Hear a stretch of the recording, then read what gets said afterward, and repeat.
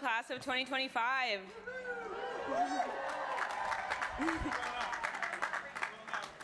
To family, friends, esteemed guests, and the brilliant class of 2025, good afternoon. My name is Matisse Rogers, and on behalf of the class marshals, I'm honored to welcome you to Class Day. As we hear from our speakers today, I challenge you to reflect on our collective growth, on the lifelong friendships we've made, and on the support systems that have made it all possible. Some of our experiences here were shared. I know I'm not the only one who felt both intimidated and inspired on the first day of 1L. Still, we found our footing. We learned how to brief cases. We found our favorite study corners in Langdell, and we spoke up in class, sometimes by choice, but usually by cold call. No two graduates experienced Harvard Law the same way, and that individuality is worth celebrating today. Michelle Obama, class of 1988, said success is only meaningful and enjoyable if it feels like your own. The class of 2025 has defined success on its own terms. We've dared to stay true to ourselves and our diverse backgrounds while making space for others to do the same. Some of us found that authenticity in clinics and public service across Greater Boston. Others found it in journals, affinity groups, or organizing. Today is about honoring our individual paths, trusting who we've become, and carrying that forward with us, even in times of legal uncertainty. Not just as Harvard lawyers and future policymakers, judges, scholars, and business leaders, but as people. Congratulations again, class of 2025. We made it.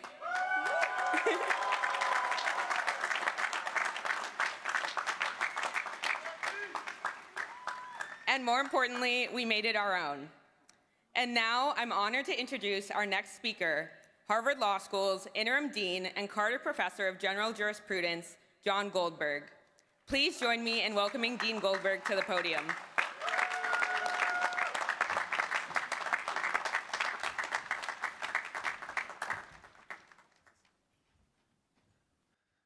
Thank you, Matisse. Welcome, everyone. It's great to be here to celebrate the Harvard Law School class of 2025, our JDs, our LLMs, and our SJDs, and to recognize our honorees.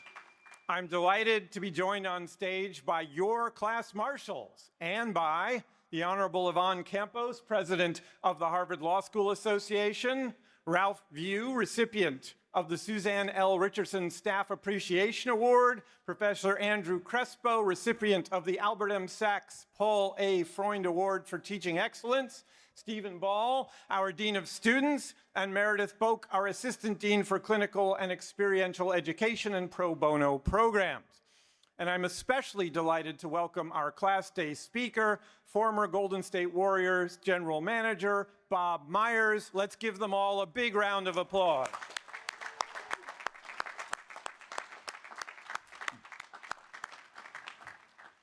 In a moment, we'll hear from your honorees and we'll celebrate graduates who are receiving awards. But before I turn things over to Class Marshal Natasha Gadowska, I want to take a moment to recognize you, the class of 2025. Woo! Yeah.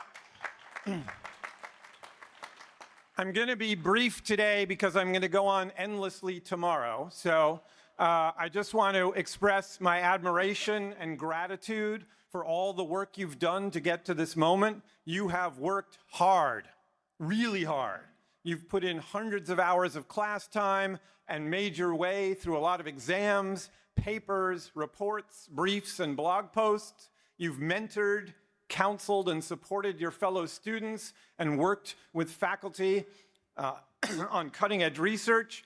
And you've skillfully represented clients and have generously donated your time to people in need. That's a lot, and I'm so proud to be here today to celebrate with you on this wonderful occasion. I could go on, but as I say, that's for tomorrow. So let me just say again simply, congratulations. Please now welcome Natasha.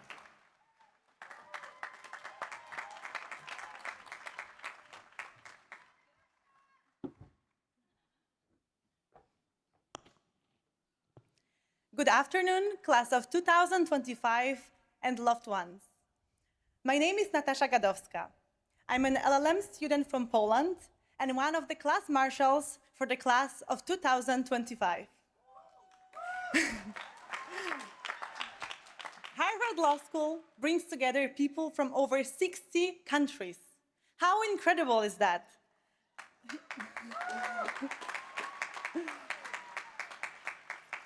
It's a rare privilege to exchange ideas across cultures, to learn from one another, and to build friendships that span the globe. In September, we celebrated something special, the 100th anniversary of Harvard Law LLM program. This event, this event brought together hundreds of alumni from around the world and across generations, showcasing the incredible power of connection that Harvard students share, no matter the time or the distance.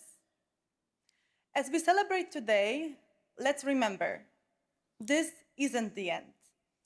Let's carry forward what we've built here, the friendships, the support, the curiosity, and the open-mindedness that brought us together.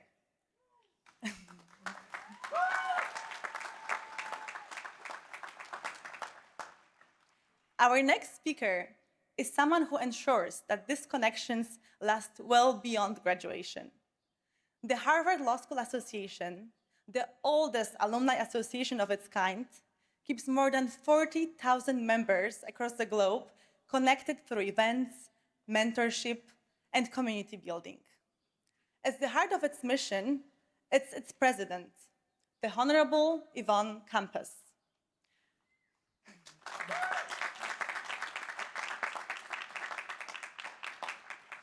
Judge Campos is a highly accomplished jurist with over 2 decades of experience on the bench in San Diego, California. A graduate of Harvard Law School and a former federal prosecutor, she has served on both trial and appellate courts, held prestigious fellowships with the White House and the US Senate, and practiced law at top-tier firms. Amidst the demands of an extraordinary legal career, she continues to make sure and make time that the Harvard community is strong. Her story is a powerful reminder that no matter how busy life gets, there is always room to stay connected and to give back.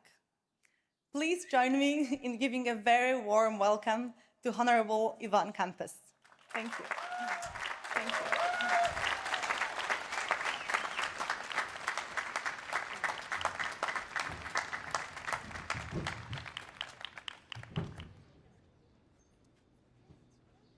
Thank you, Natasha, and Dean Goldberg, faculty, honored guests. On behalf of the 40,000 worldwide Harvard Law School alumni, it's my privilege to welcome you to the HLS alumni ranks. I'm Judge Yvonne Campos, a 1988 Juris Doctor graduate from San Diego, California. I'm a state trial court judge, a former assistant United States attorney, and a former Big Law associate. It's my honor to serve as president of your Harvard Law School Association. It was 40 years ago that I set foot on this campus and began my HLS adventure. You and I have shared life experiences as HLS alumni, especially if you took classes from Martha Minow or Todd Rakoff, as I did, or if you participated in trial advocacy workshop or board of student advisors, as I did.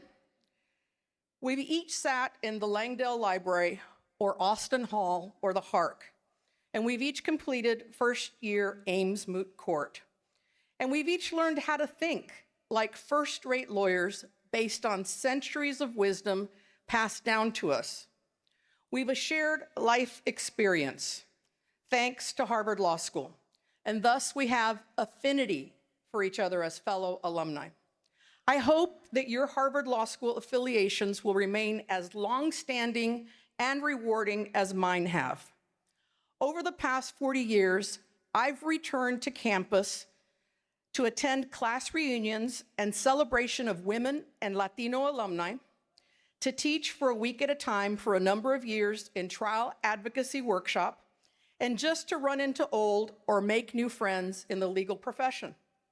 So you may ask yourself, what is the HLSA, the Harvard Law School Association, and why should I care? Almost 140 years ago, November 5th, 1886, the Harvard Law School Association was founded by 400 HLS alumni during Harvard University's 250th anniversary. The founding alumni held a dinner banquet in the Hemingway Gymnasium.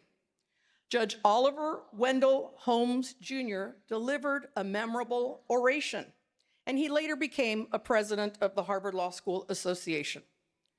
So the mission of the HLSA is to advance the cause of legal education, to promote the interests and increase the usefulness of the Harvard Law School, and to promote mutual acquaintance and good fellowship among all members of the association.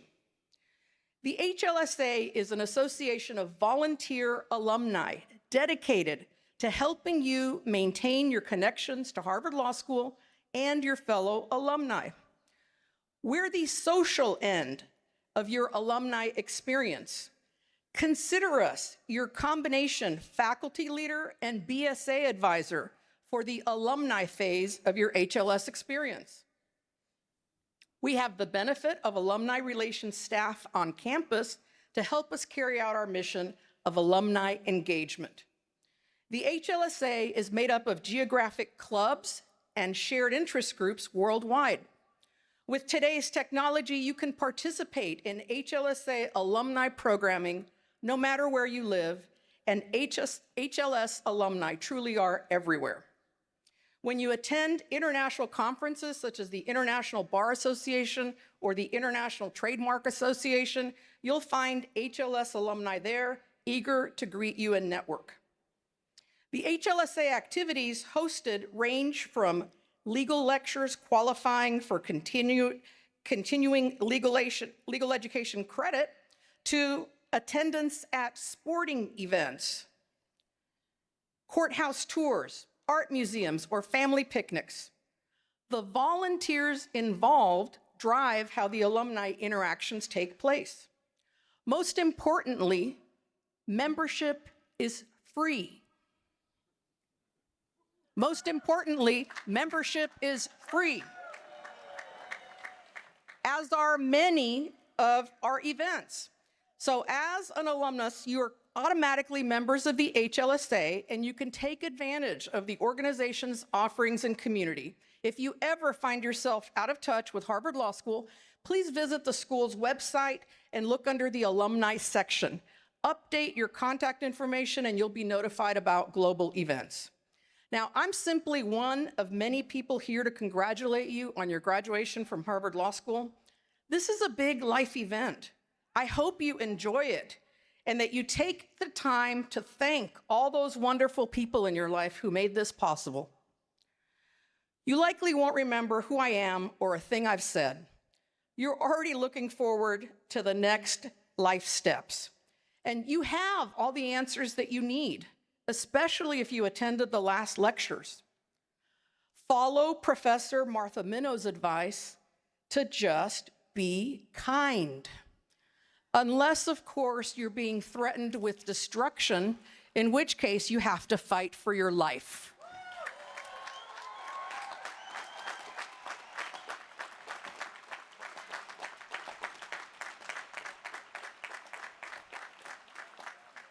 If any of you didn't enjoy your Harvard Law School experience, I hope you'll give HLS another shot during your alumni lifetime. I've actually had more fun here as an alumna than I did as a student. HLS is no longer the paper chase, 1L, or even Legally Blonde. It's definitely not Suits, even if your class may have at least one Lewis Lit in your midst.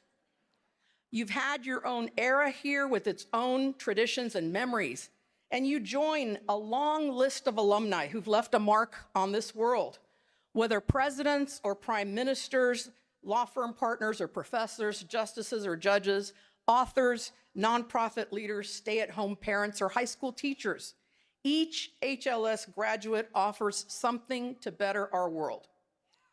However you end up utilizing your HLS degree, I hope that you're also able to prioritize your lives and leave room for activities outside of your work.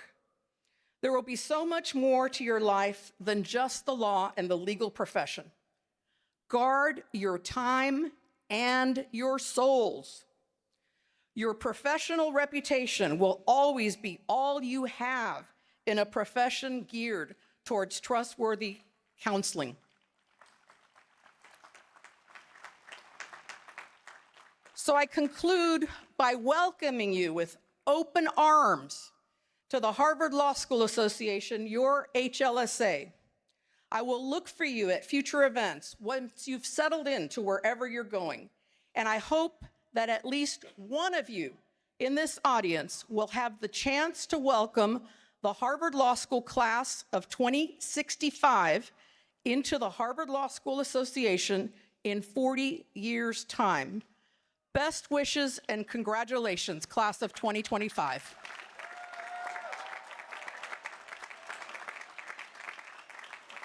I would now like to welcome to the podium Benjamin Reichert.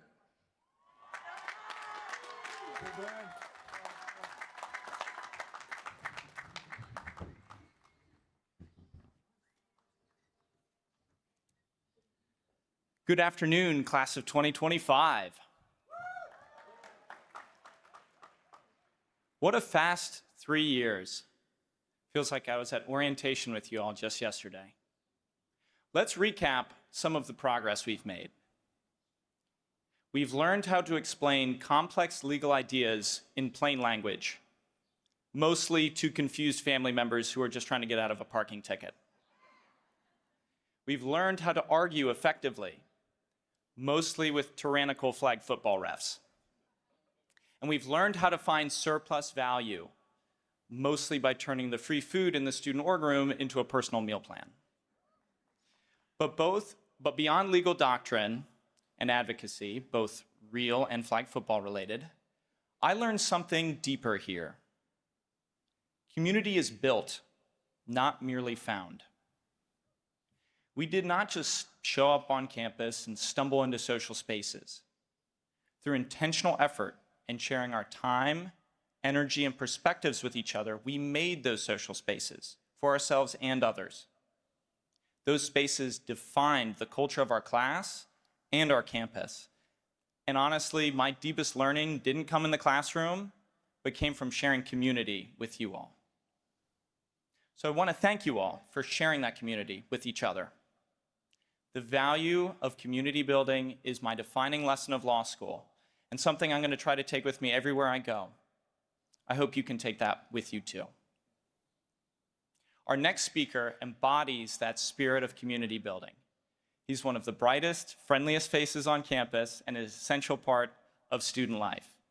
Please join me in welcoming this year's winner of the Suzanne Richardson Staff Appreciation Award, Ralph Vieux.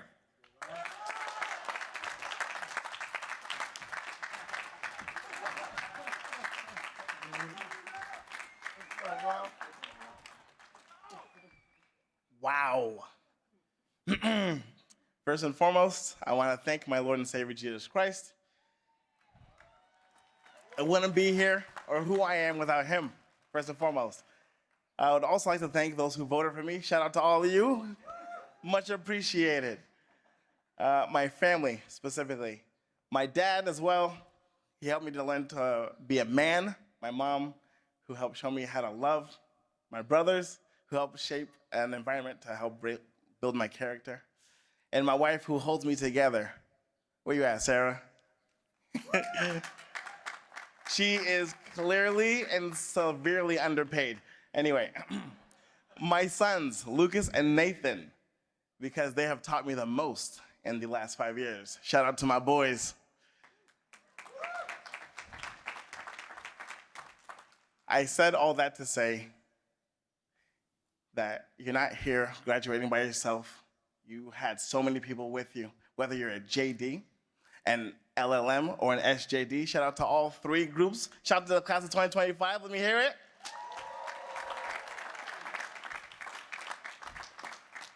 all of you here who are graduating had one person or a whole bunch of people in your corner helping you go through the ups and downs of your journey here at HLS. In short, we all need each other, something this world is clearly not paying attention to right now. This brings me to the three things I want to share with you that you can take with you wherever you go. One, be kind, as mentioned earlier by Judge Campos. Be kind to everyone you interact with. You never know what people are going through. You could be the reason why the person smiles that day. Even though you may think that's small, it's a really big deal. Little, but big. Two, show love to the people who hate on you. Once again, I'm gonna say it one more time for the people in the back.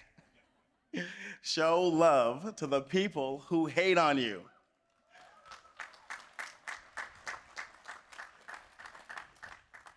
In the words of Taylor Swift, haters gonna hate.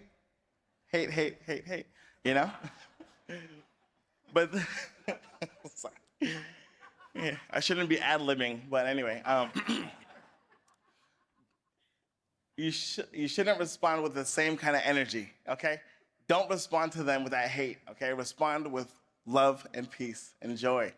And the third thing, and take the high road. Thirdly and lastly, do the right thing for the right reasons. I'm gonna say that again for the people to the left. Do the right thing for the right reasons. It's gonna matter when you become a parent, when you are in your job, whoever you interact with. These things people will see in your character who you are here, not who you're trying to put on, here, okay? It matters. In summation, as a father, I've been a father for 5 years and I'm exhausted. As a father, I'm not supposed to have favorites, but shout out to my favorite class, the class of 2025.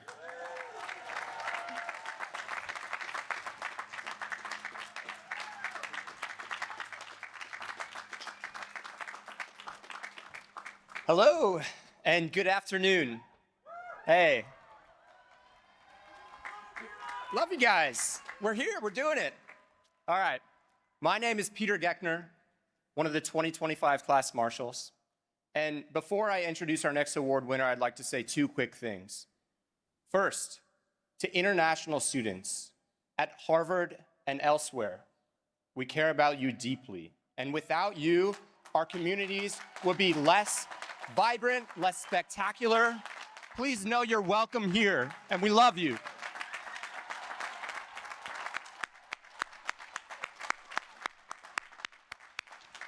And second, to my family, my friends, teachers, everyone who helped me reach this point, thank you, and I love you. Okay. Prior to law school, I spent several years working in education. Sparked by my experiences teaching at high schools in South Korea and East Harlem, and driven by my upbringing in small-town Southeast Iowa public schools, I came to law school seeking ways to bring high-quality education to all young people. And at Harvard, I've done just that, working with our education law clinic for 3 semesters to bring groundbreaking education adequacy litigation. Now, if there's anything I've learned through all these experiences, it's that a good teacher can sometimes make all the difference in a student's life. And that is why I'm so excited to present this year's Albert M. Sacks Sacks-Freund Award for Teaching Excellence to Andrew Manuel Crespo. Give it up. This award recognizes a single faculty member each year for teaching ability, attentiveness to student concerns, and general contributions to student life at Harvard Law School. Now, Professor Crespo has a pretty solid background. He graduated from Harvard College in 2005 and then came straight here to Harvard Law School, where he served as the president of the Harvard Law Review and perhaps even attended the occasional bar review. I hope. He left HLS to begin an extraordinary career dedicated to the public interest. After clerkships with Stephen Reiner, Stephen Breyer, and Elena Kagan, Professor Crespo served as a public defender in Washington, D.C., a vocation to which he felt called while in law school. In 2015, he returned to Harvard, eventually becoming the first Latino promoted to a tenured position on the law school's faculty.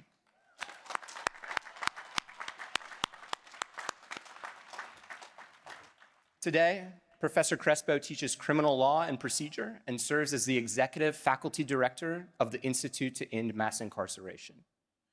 Now, last fall, I took criminal, he does a lot. Last fall, I took criminal procedure with Professor Crespo. And I gotta say, it was one of the best learning experiences I had at this school. One day, after feeling particularly moved by his lectures and by an article he had written in support of students' free speech rights, I sent him a grateful email.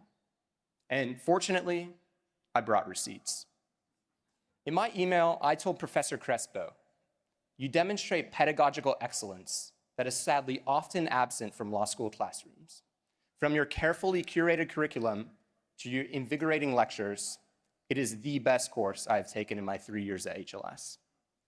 And in the same email, perhaps more importantly, I said, "Thank you for using your unique position of power to advocate for us students and in turn make us feel safer for speaking up and using our voices to advocate for others. Your presence on the HLS faculty makes me feel hopeful for the future and cared for as a student."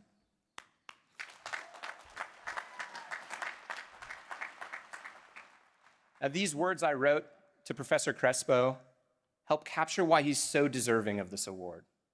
Not only is he a great teacher, he also encourages us to stand up for what is right.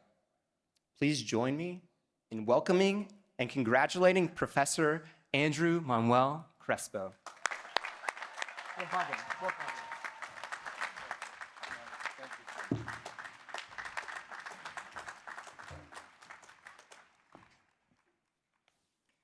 Peter, thank you so much for those warm, warm words. I remember receiving that email, and it means so much to me to get to share this moment with you and to get to share it with the other speakers and awardees on stage, including our Dean, John Goldberg, who I just want to take a minute now to thank for stepping up to lead this school in one of our hardest years. Thank you so much, John.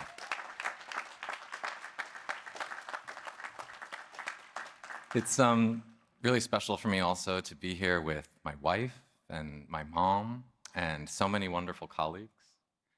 But really, nothing makes me happier or more humbled or more honored than getting to spend just a bit of time with you, the class of 2025, on this, your second to last day of law school.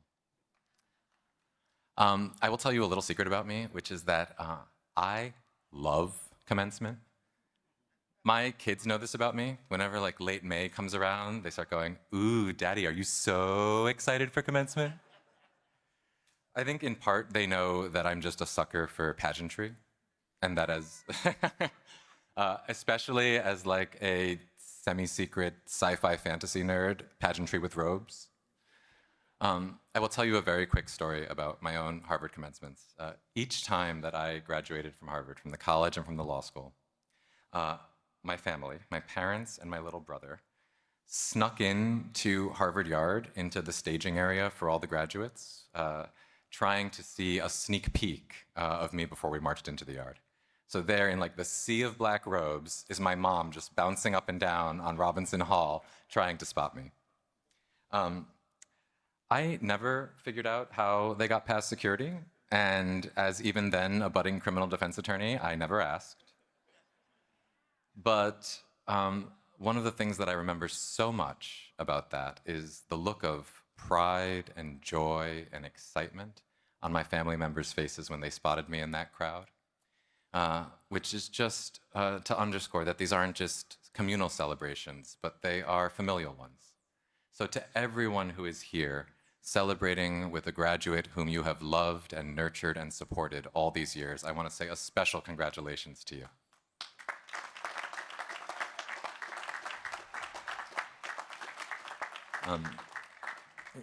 Standing here before you all receiving this award is really one of the proudest moments of my life.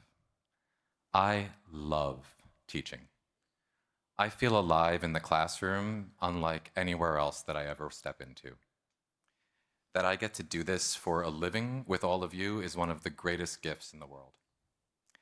And I feel especially honored to be receiving this recognition from this graduating class. It's sort of an irony for me that you are recognizing me for my teaching because of all of the groups of students that I have come to know. There isn't one that has taught me more than you, class of 2025.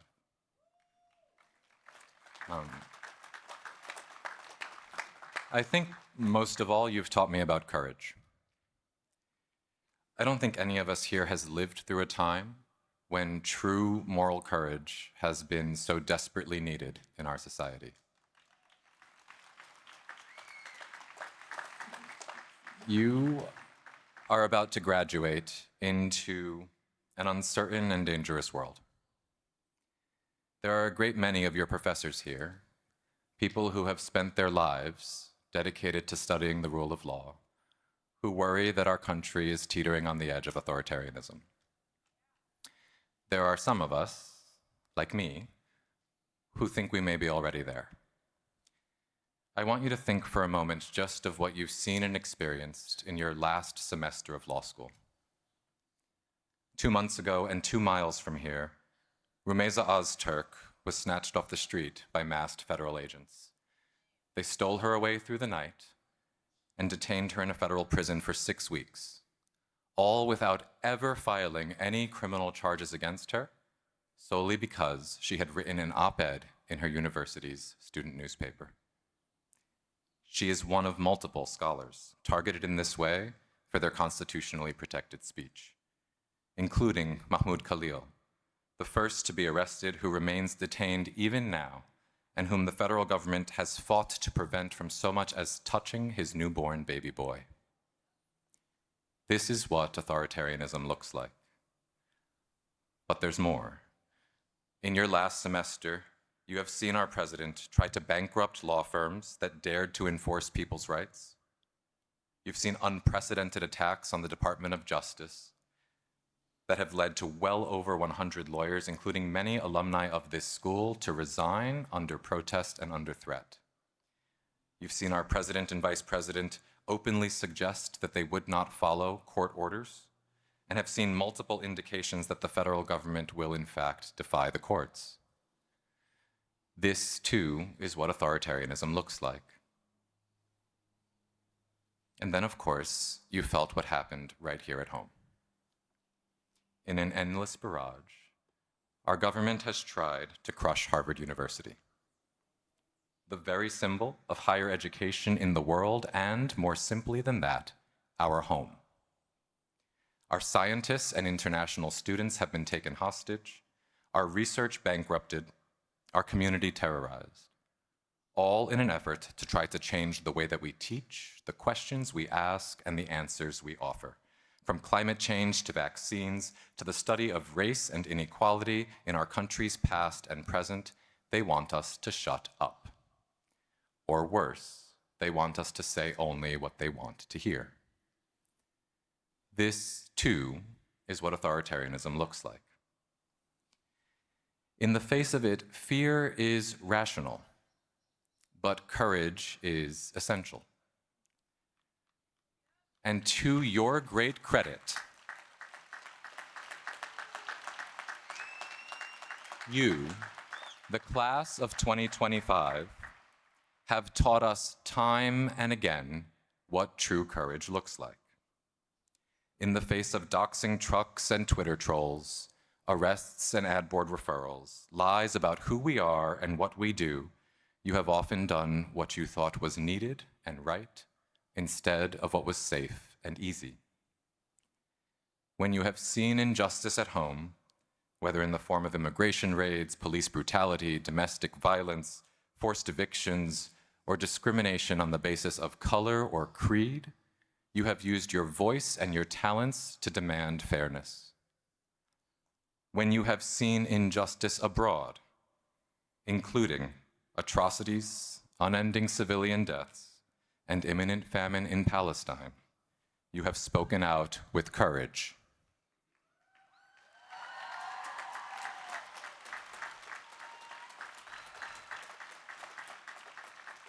If I'm being honest, we, your university, have not always learned well the lessons you were trying to teach.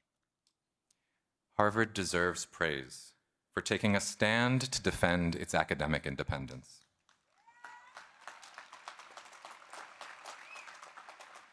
It is just as important for Harvard to use that independence to protect the academic freedoms, including the rights to study, publish, teach, and yes, protest, of everyone on our campus without exception, especially when our messages are politically inconvenient.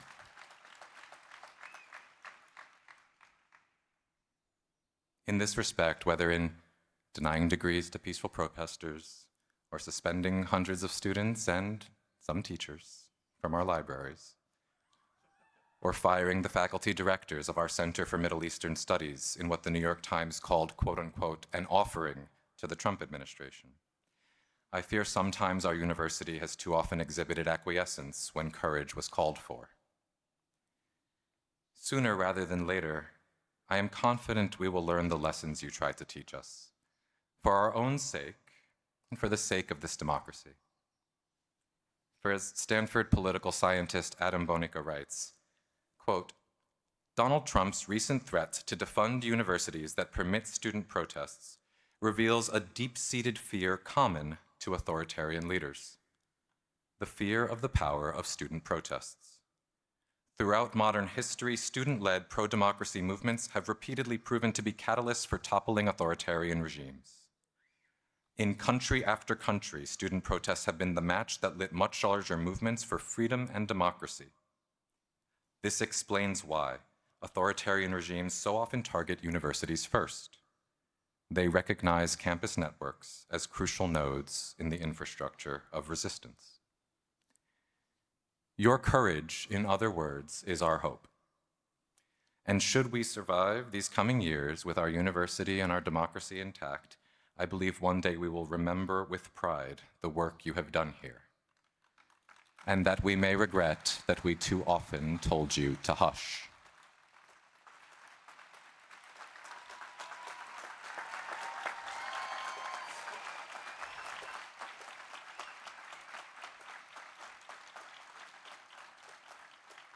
For truly, it will not be in quietude or in silence that we find a reprieve. If anything, we need to be saying so much more to each other, not less. And I emphasize to each other, because the hard truth is that these external attacks on our home have come during a time when we have faced internal divisions. Friends of mine who have taught here for decades describe your years at Harvard as some of the most fraught since the Vietnam War, if not ever. These divisions are real, they are painful, and they weaken us. If we are going to get through what's coming, we're going to need to build and rebuild our bonds of human connection with each other. That's going to take humility, and it's going to take some vulnerability. It's going to take the humility to remember that courage is not the same thing as self-righteousness. It is possible to be both courageous and wrong. The goal, of course, is to be courageous and right, and the question is how to get there.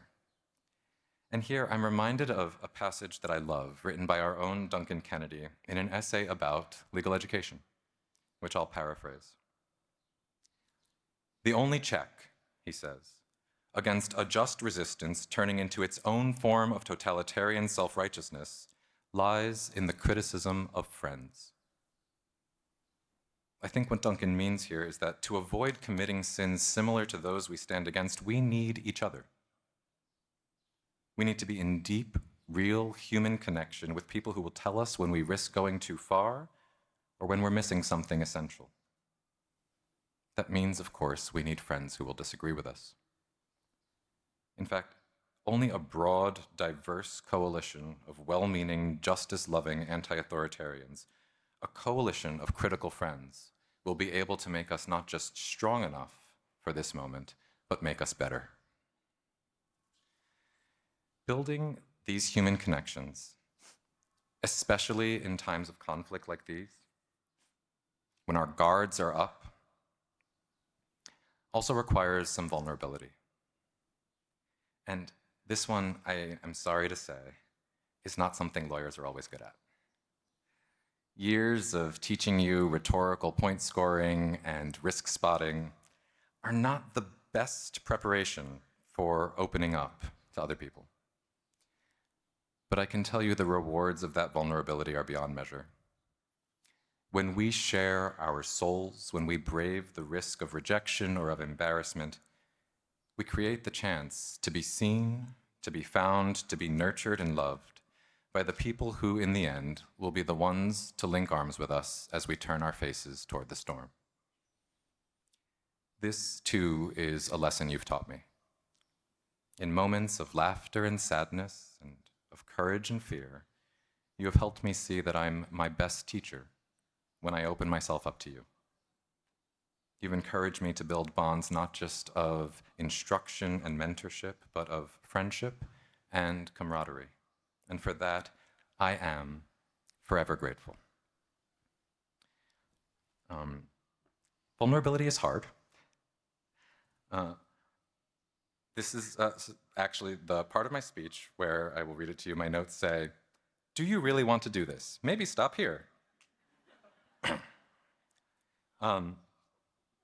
But as I've thought of how to say goodbye to this class one last time, as you head off into an uncertain and unknown future, my mind has kept coming back to this moment during the fall of your 1L year, when I had to say goodbye to someone who had always been there with me. In that hardest of semesters, when I lost my dad, so many of you were there with me and for me. And a few weeks after my dad died, I found myself standing in Mount Auburn Cemetery at his gravesite, where he's buried alongside some of New England's most famous abolitionists, people who in their own time knew division and courage. We had buried him a few weeks earlier, and on this warm November afternoon, I thought I was standing there by myself. As it turns out, there was an elderly couple nearby, which meant that when I started to sing to my dad this song of farewell that a friend of mine had written over 2 decades earlier, I was inadvertently singing for the first time in public in more than 20 years. Singing in public actually makes me super nervous. I haven't done it in decades, but this song for me is the most special way that I know how to say goodbye to people who I hold so, so very dear. And I thought, if it's okay with you, that I would sing just a tiny snippet of it. Just one last vulnerable way to tell you how much you all mean to me. All right. This might be the thing that gets me laughed off the internet, but we will see.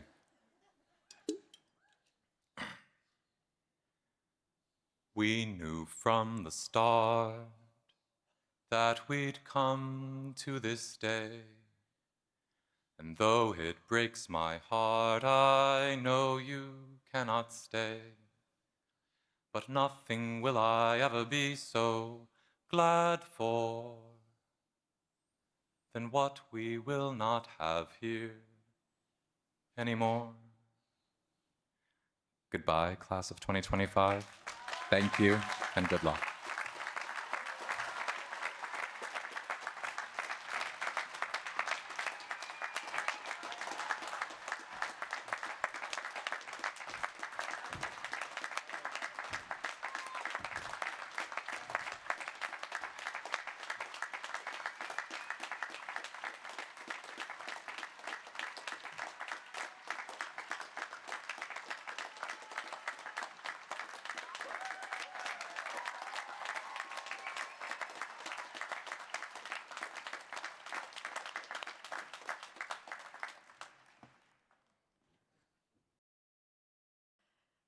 Hello. My name is Meredith Boak, and I am the Assistant Dean for Clinical and Experiential Education and Pro Bono Programs at Harvard Law School. And I am so delighted to be here with you today and to celebrate the class of 2025. Harvard Law School's Clinical and Pro Bono program has two pillars of our mission: to provide high-quality legal services to communities and clients across Boston, the United States, and the world, and to develop practical, hands-on lawyering skills and expertise in our students. Our students are at the foundation of both of these goals. As Professor Crespo said, the truth is, as much as we hope to give to our students, they teach us as much as we teach them. They create innovative, groundbreaking legal theories. They courageously advocate for sweeping policy reforms, and they demonstrate empathy, intellect, and care for their clients. This year, the JD class of 2025 performed exceptional and valuable service to our communities, conducting a total of 372,752 total pro bono hours. Yes. If you are quickly converting that, that represents over 42 years of service completed by this class. 109 of you completed more than 1,000 pro bono hours during your time at HLS. 8 of you completed more than 2,000 pro bono hours during your time. And all of our clinical and pro bono students have educated us as they have enriched their clients' lives, putting them on a more just trajectory. The next 3 students have demonstrated a particular care and commitment to their craft, which I am excited to celebrate. You can read descriptions of all the clinical and community awards in your program. The 2025 Andrew L. Kaufman Pro Bono Service Award goes to Alexia Roberts.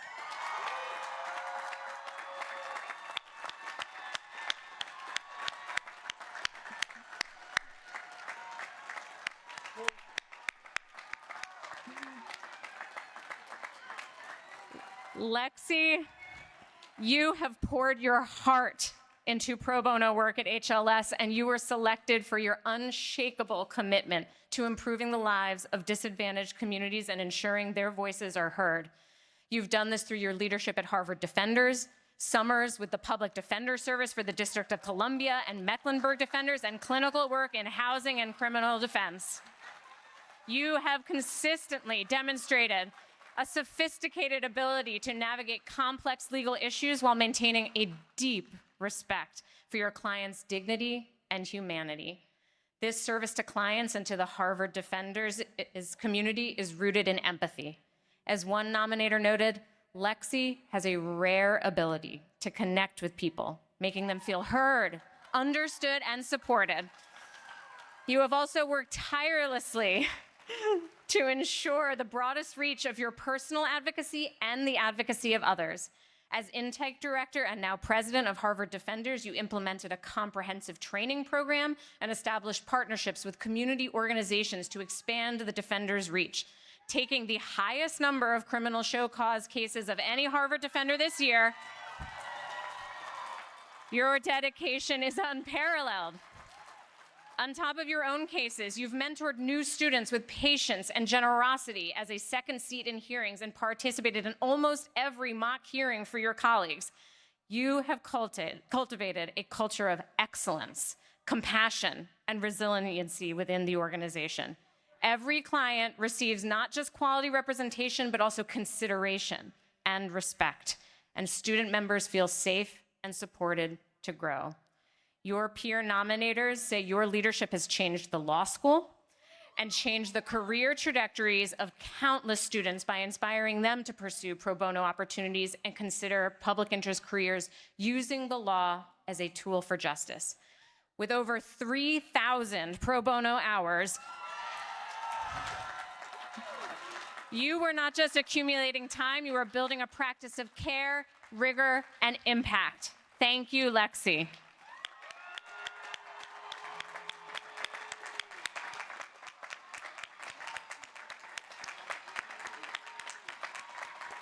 Stand up.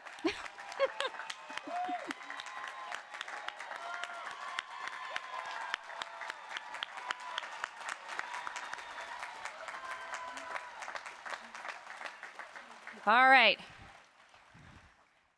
The David Grossman Exemplary Clinical Student Award recognizes a graduating student who embodies the spirit of the late clinical professor, David Grossman. The award this year goes to Eric Zhao.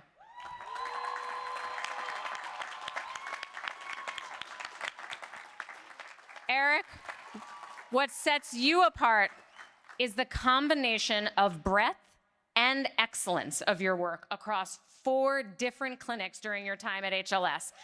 The Emmett Environmental Law Clinic, the International Human Rights Clinic, the Housing Law Clinic, and the Food Law Clinic. You deliberately chose to develop a wide array of lawyering skills and interconnected disciplines to address environmental justice, always committed to client-centered advocacy. You appreciated the value and process of self-reflection and feedback in the clinical legal education model as you grew. You've been generous as a colleague and classmate, adding new angles and perspectives to class discussions and participating in moot courts and community events. As an example, you worked on a project with the Environmental Law Clinic developing legal strategy recommendations for communities harmed by industrial agricultural pollution. Throughout, you engaged at an exceptional level at the legal, factual, and strategic issues of the case presented, and were particularly thoughtful in your examination of the complicated tensions that can arise between the movement lawyering of the interests of the broader movement and the interests of those most immediately affected parties. With the International Human Rights Clinic, you worked on a project addressing human rights abuses in the supply chains of major French retailers. In addition to drafting sections of a legal complaint, you developed a creative assessment tool that the clinic and partner organizations could use to quickly evaluate the mitigation policies of other similarly situated companies and thus increase their impact. You supported a labor rights coalition in advocating for safer working conditions for migrant farm workers with the Food Law Clinic, and you helped an elderly client facing eviction in the Housing Law Clinic. Incredible. You came to HLS to learn how to advocate for the underserved communities that are disproportionately impacted by environmental contamination and climate change. You have built a comprehensive advocacy toolkit, Eric.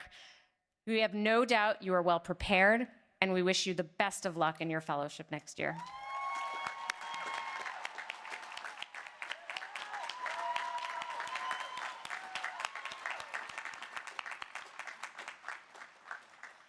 The winner of the Ralph D. Gantz Access to Justice Award is Tashrima Hussain.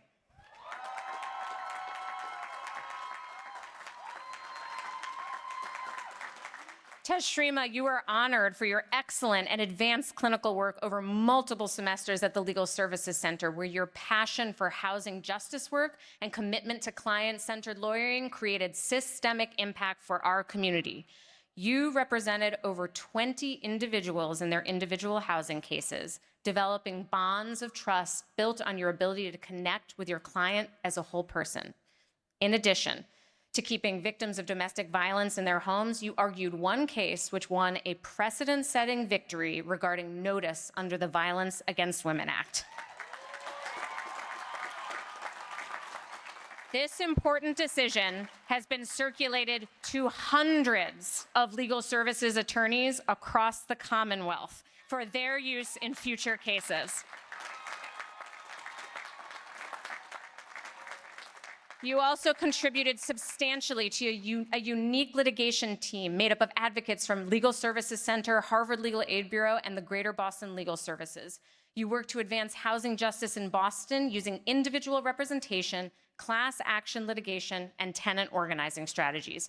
You designed an eviction sealing campaign that will ensure that the hard-fought right to seal past evictions will be a reality for Boston residents most in need of safe, affordable housing, ensuring that impacted communities gain access to the benefits of positive developments in public policy. The outcomes you have achieved for your clients will have an impact on marginalized individuals for years to come.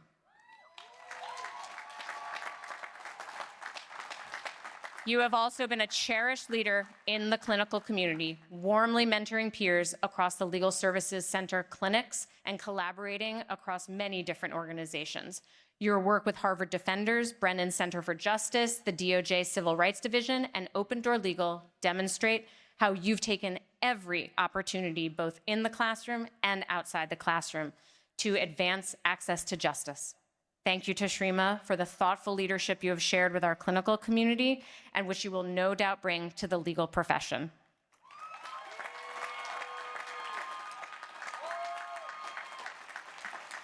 Thank you, class of 2025, and congratulations to our winners.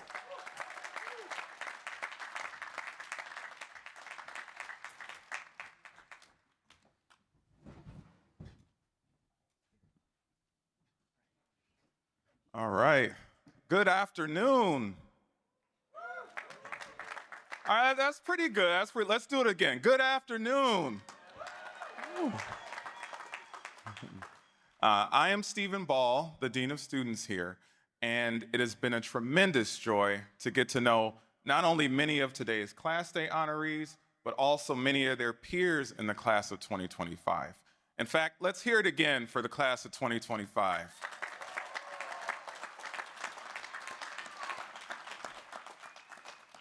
Now, I know some of you might think we say some version of that to every class every year, which, to be fair, we do. But this year, there truly is a deeper meaning for me, and I've said this to many students over the last few months.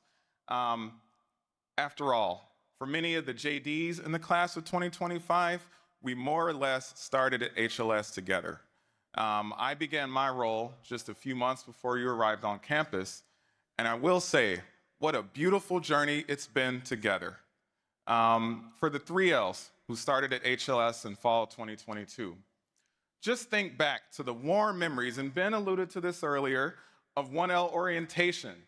And who can forget the 14-hour days that left you fully charged and refreshed for the starter classes? Or the lasting, cherished lessons on assuming positive intent. You all remember that, and that worked out so well, right?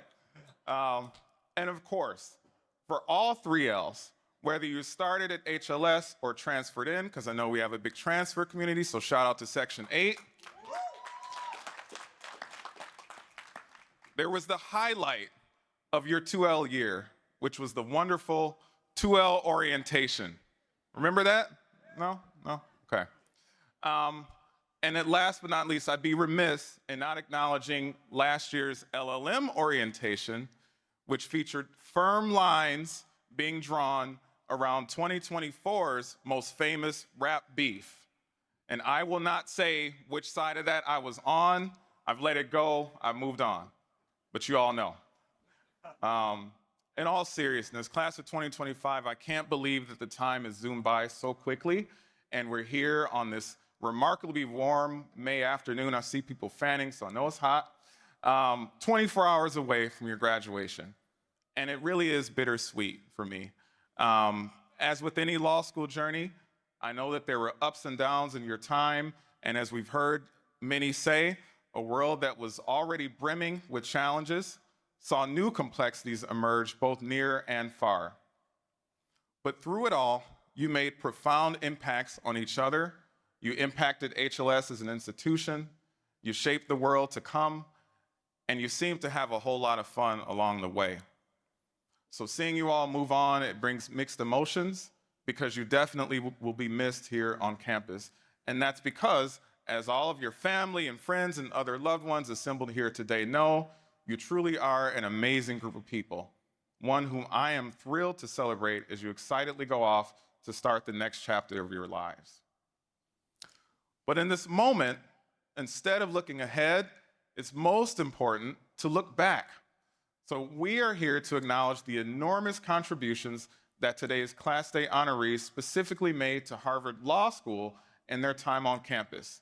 Collectively and individually, they built community, demonstrated leadership, and enriched the student experience. And each of them leaves a powerful legacy at HLS for which all of us are grateful. And it was said earlier, but I want to echo it again. We thank you, loved ones and friends, for entrusting us with the well-being of these phenomenal human beings during their time in Cambridge. We know it's been, a lot's happened in the last 3 years. And we also know that many came to us from distant places and distant circumstances as well. And we appreciate your support throughout their journey. Again, Harvard Law School was made better through the presence of today's honorees, just as many other parts of our world will be in the years ahead. But they would not have made it here today without all of you. So thank you, and give yourselves a hand.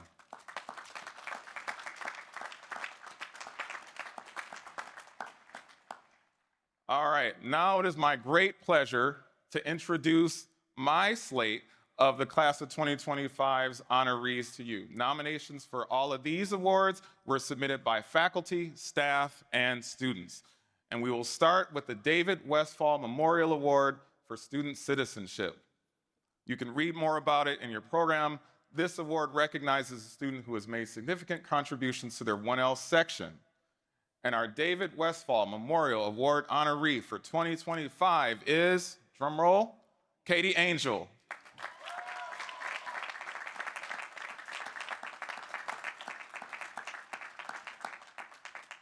So Katie, Section 3 treasures your efforts to build community during 1L year. You came to HLS from USC, and you immediately brought the warmth of Southern California with you. And for those in the audience who weren't here, keep in mind that when Katie started at HLS, we were still at the tail end of the pandemic, with some lingering reluctance to embrace communal gatherings. Fortunately, for those in Section 3, Katie was undeterred by those concerns. Katie, one of your nominators remarked that, quote, Katie was a core part of the community within Section 3 and the 1L class. From her generally bubbly attitude and desire to bring shy law students together right from the start, to her commitment to making everyone feel welcome, Katie has always been a connector, facilitating new friendships and professional relationships within this school, end quote. Additionally, Katie, you served as a member of the Section 3 Social Committee, helping to plan events for your section mates and foster a sense of connection in a time when many were just trying to find their way. And I do happen to recall a group of students from Section 3 working on a fun section-related activity toward the end of your 1L year, and I have no doubt that you were part of it. But what's perhaps more impressive is that you continued your commitment to Section 3 1Ls for the entirety of your time at HLS. This includes by serving as a teaching fellow and by, according to one of your nominators, quote, spending an inordinate amount of time being a shoulder to cry on for her 1L students, from 1Ls who think HLS may not be the place for them, to those who are just having a rough go of the semester. And this same person writes that, quote, one of the Ames Moot Court teams came from our section, and Katie was their therapist for months on end, helping push them through the finals. Finally, the glowing superlatives shared by a faculty nominator speak most compellingly to your impact. This person writes that, quote, Katie is singular in the faculty member's time at HLS for what she does quietly for this community. She has gone above and beyond in her generosity to every single person in her section, including by befriending students on both sides of the political spectrum. Continuing, this nominator compliments your willingness to speak to struggling 1L students in Section 3, and in fact, the person notes the many 1Ls who have turned a corner due to your support and willingness to help them meet upper-level students with similar interests and backgrounds. Concluding their remarks, the faculty nominator writes, quote, if I could fill a class with 560 Katies, I would, end quote. Katie, yeah, let's clap that up. Katie.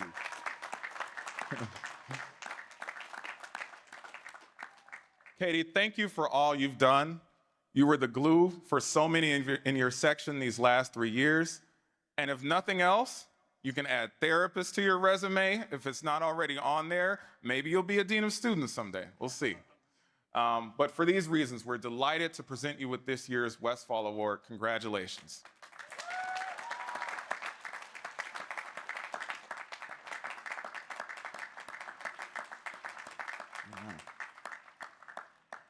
Our next award is the Yvonne L. Smith Award for Mentorship.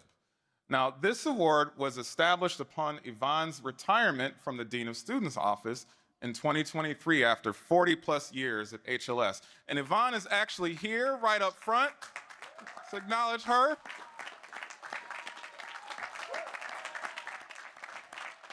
Looking good in retirement, Yvonne. Thank you for being with us today. So this award that's named for Yvonne is given annually to one graduating student to recognize outstanding contributions to mentoring, advising, and supporting other HLS students throughout the awardee's time at HLS. And I'm pleased to announce that here in 2025, the second ever recipient is Jeree Richards.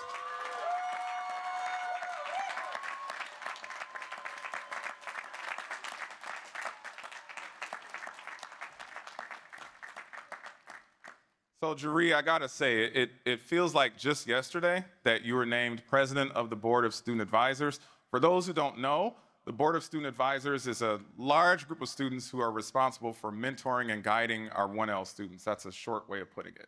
But Jeree, now here we are on your class day, and I'm not sure where the time went, but I am sure that you made a tremendous impression on your peers as a mentor and as a leader. One nominator writes, quote, Jeree has exemplified exceptional leadership as president of the BSA and throughout all of her time at HLS. I am not even part of the BSA, and I hear from students all of the time about how much Jeree cares about the 1Ls and what a wonderful job she's done for the program. As one of her former section mates, I have seen firsthand how committed Jeree is to lifting up those around her and helping out anyone in need. Jeree is always very uplifting, always bringing out the best in others, end quote. Another observes that Jeree has transformed the BSA as an organization. In doing so, this person says, she fundamentally and permanently changed mentorship and advising at HLS for the better. Continuing, this nominator notes that, quote, whereas in years past, the BSAs received a few hours of training before grading the Ames Moot Court briefs, Jeree expanded and deepened that training this year. She brought in professors to teach the BSAs about the substantive issues involved, increased training time, and improved scoring tools. Additionally, this nominator mentions that, quote, as the firm recruiting process has changed, Jeree ensured the BSAs had the information they needed to advise their students. For the first time, she brought in the Office of Career Services to speak to the BSAs as early as orientation and was in constant contact with Dean Margie Boone and others at OCS to relay what BSAs were hearing from students. Other plaudits for Jeree include that she, quote, transformed the internal culture of the BSA from a loose group of peer advisors to a tight-knit community. Jeree insisted on early team bonding and spearheaded a BSA retreat during orientation, planning 2L, 3L buddy pairs for the fall and coordinating regular social activities. So we should have had you plan our orientation too, apparently. Continuing the quote, the person says, I cannot stress enough what a transformational effect this had on the BSA's ability to mentor and advise our 1Ls. The BSA has become a family because of Jeree, and the entire school has reaped the benefits.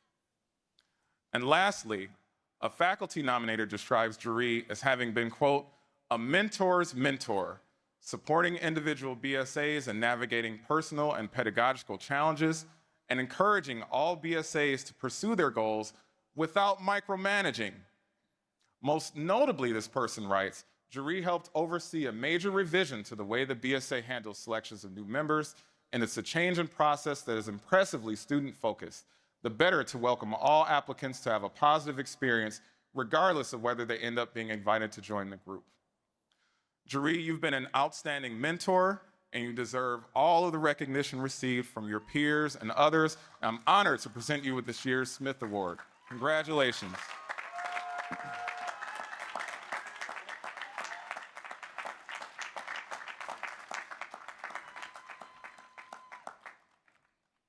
All right. Our next award is the William J. Stuntz Memorial Award for Justice, Human Dignity, and Compassion. And I just want to briefly acknowledge the late William Stuntz was a faculty member here at HLS. He passed away in 2011, and his widow, Ruth Stuntz, is here. If we could just acknowledge her.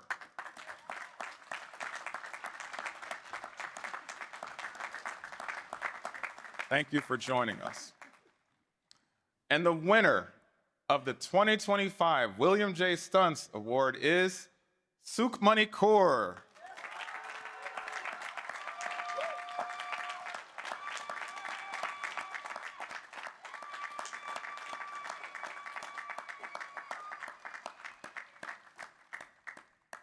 So Sukmani, I am actually not sure how you found enough time to sleep over the last 3 years, just given all that you've done on campus. Among other things, note this clause at the beginning of this sentence, among other things, you served as co-president of the South Asian Law Students Association. Yep. You participated in the Religious Freedom Clinic, the International Human Rights Clinic. You showed up actively in first class. You had a hilarious role in HLS Parody. You worked as a human rights journal editor. You served as a TF for a civil procedure class.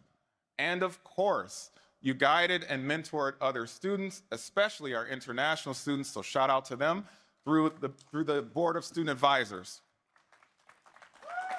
How did you sleep? I don't understand it. Really, she came to me like as a 2L and was like, I think I'm doing too much. Like I don't know how I'm managing. But amid all of those efforts, your peers took notice and had a lot to say about your contributions. One nominator writes that, quote, one of my favorite things is walking down the hall with Sukmani, or trying to. I usually just keep walking because I know she'll get stopped 5 times. Or I'll tell her to walk faster because we're definitely going to be late. Everyone says hi to her. She's always 2 seconds away from being pulled into another conversation, or she's doing a secret handshake with one of the security guards. The Heart Cafe staff all know her by name and light up when she walks in. She has that kind of energy, the kind that draws people in and makes them feel like they matter, end quote. Another shared that as president of SALSA, Sukmani has created a space for Sikh students and has met with each Sikh student at HLS at least once in person.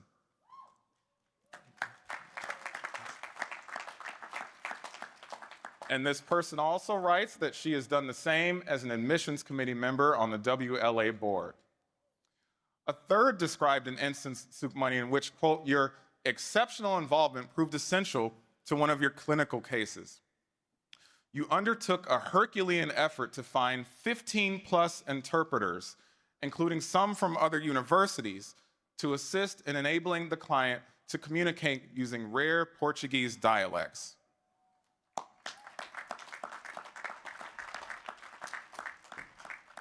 That's not all, there's more. In addition, Sukmani made waves as a member of First Class, which is HLS's organization for first-generation college students. One observer reports that Sukmani, quote, served as 1L chair and led the mentorship program for first-gen low-income students. Yeah, clap that up. She personally matched mentors and mentees, built thoughtful programming, and helped organize an end-of-year celebration that centered joy and belonging, end quote. And finally, another peer succinctly stated, Sukmani exemplifies a commitment to justice, respect for human dignity, and compassion for others, not to mention a demonstrated record of making HLS a better place to be a student, showing a deep and unwavering sense of care for others. And I will say, Sukmani, that I 100% echo those sentiments as well. On many occasions, beginning in your 1L year, I've seen firsthand your extraordinary compassion, your thoughtfulness, and your sense of care for others. Try not to get emotional here. Seriously, she's been there through some challenging moments. So you have a heart of gold that's enriched our community in so many facets during your time at HLS. And for the many reasons I shared, we are delighted to honor you with the 2025 Stuntz Award. Congratulations, Sukmani.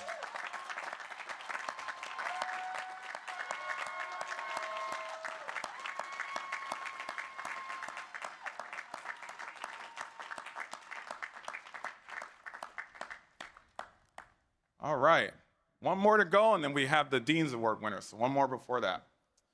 The next one is the Frank Righeimer Jr. Prize for Student Citizenship. The Righeimer Prize is awarded annually to a graduating student in recognition of exceptional citizenship within the law school community. And I am very pleased to announce that this year's recipient is Sean Wen.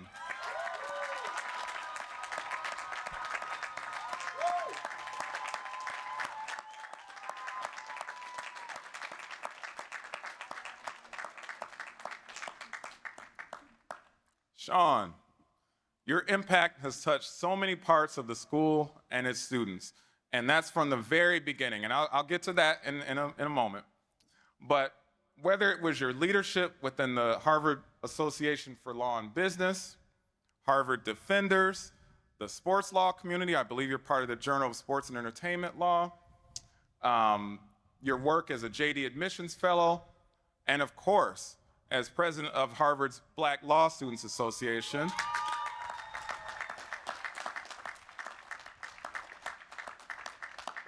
You've demonstrated extraordinary citizenship in truly extraordinary times, and it shows in your nominations.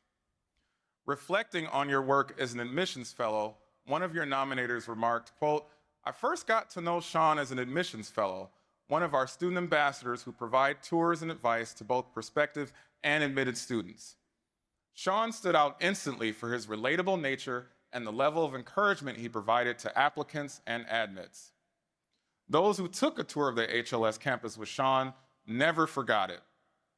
Admissions fellows are a volunteer opportunity, and Sean has put in more hours than almost anyone over his years at HLS," end quote.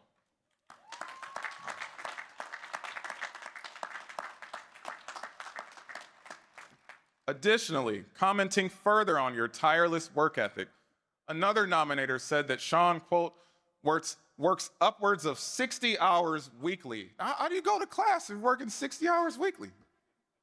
All right. 60 hours weekly to advance the interests of student organizations on campus.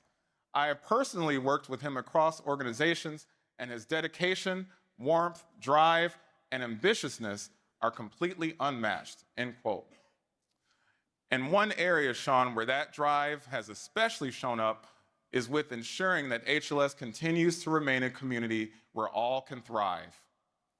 One of your nominators had a particularly eloquent description of your efforts, saying, quote, "Sean has been a mentor and ally, consistently advocating for students from marginalized backgrounds.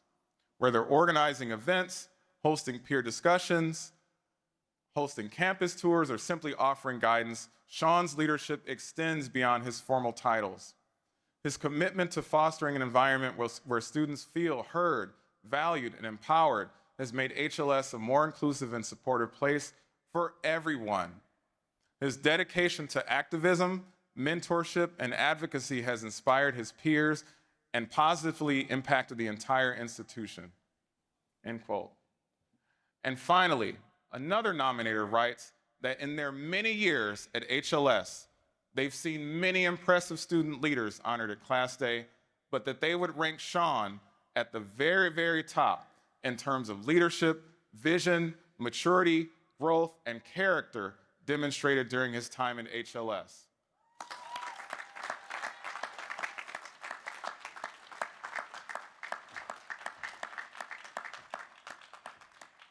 So Sean, I can recall us meeting at orientation back in fall 2022 when you told me that you were from Oklahoma and that somehow you had connections to Jack Harlow. I can't remember the connections, but somehow you did.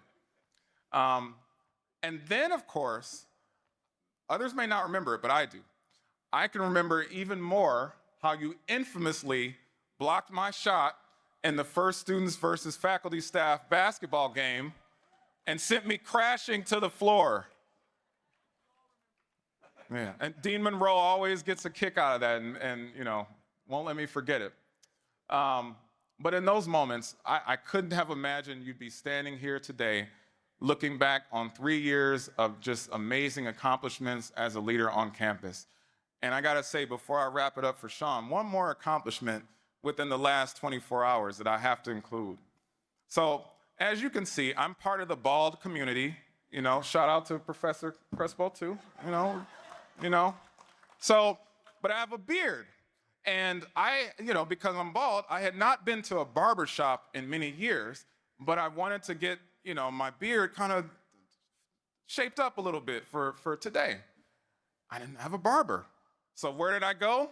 I went to Sean, and he connected me to a great barber, and I think it worked out okay. So shout out for that, Sean.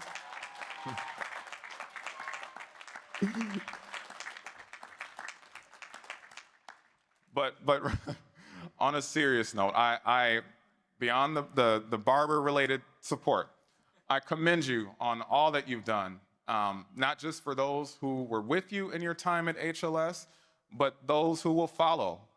And you've done it all with so much authenticity, so much poise, conviction, courage, integrity, and thoughtfulness. And I've been honored to get to know you, and I'm delighted to present you with this year's Righeimer Prize. Congratulations.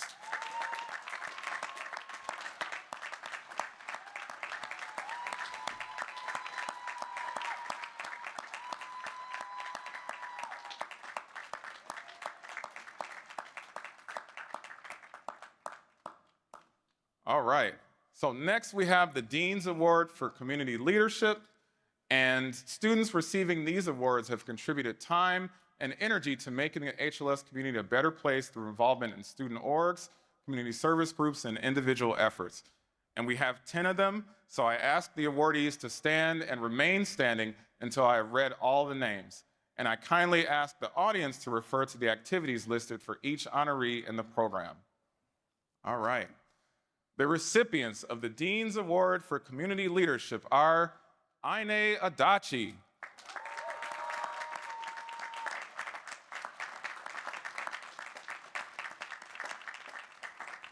James Atlas,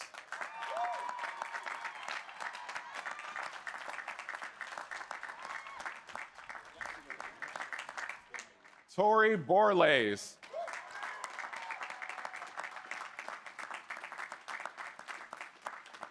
Jessinia Class,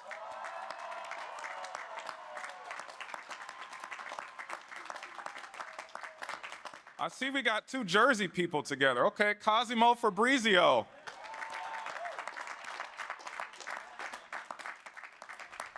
Brian Henson.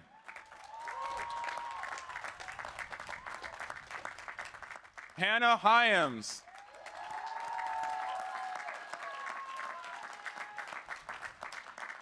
Rachel McGuire.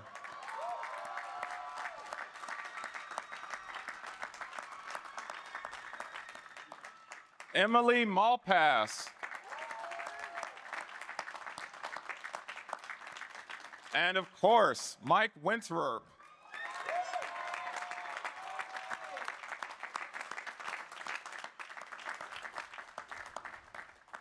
Thank you all for hanging in there. I know it's a warm day, and this concludes the awards portion of the program. Let's give one more hand for all of our honorees in the class of 2025.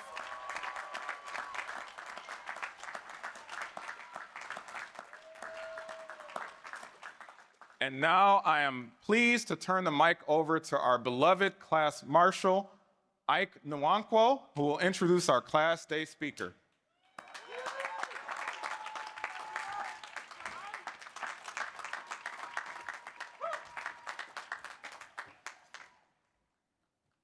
Good afternoon, fellow graduates, esteemed faculty, family, and friends. My name is Ike Nwankwo, and it is my distinct honor to be here with you today as one of the class marshals for the Harvard Law School class of 2025.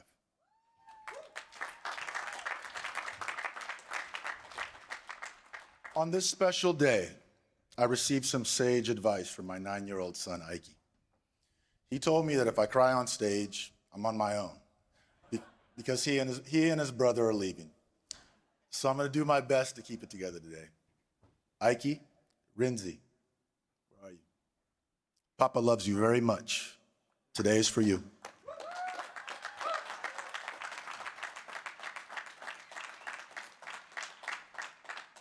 "53 years ago, my father arrived in the United States from Nigeria.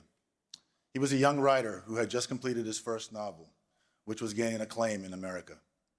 He was invited to Boston as part of a book tour.